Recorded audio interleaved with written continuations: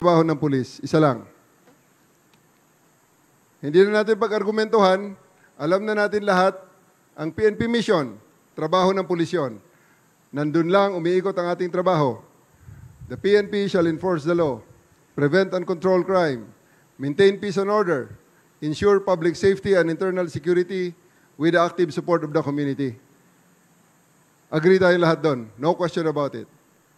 Ang tanong, para sa mga pulis natin dyan sa labas na naglalakad, ano ang trabaho, paano nila maisabuhay, paano nila magawa yung prevent and control crime, enforce the law, maintain peace and order. Iisa lang din ang sagot.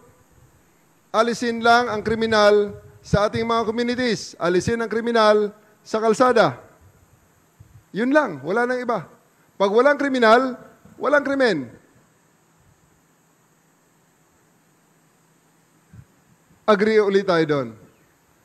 So, paano natin alisin ang kriminal sa kalsada? Iisa rin lang ang paraan na sinasabi ng batas.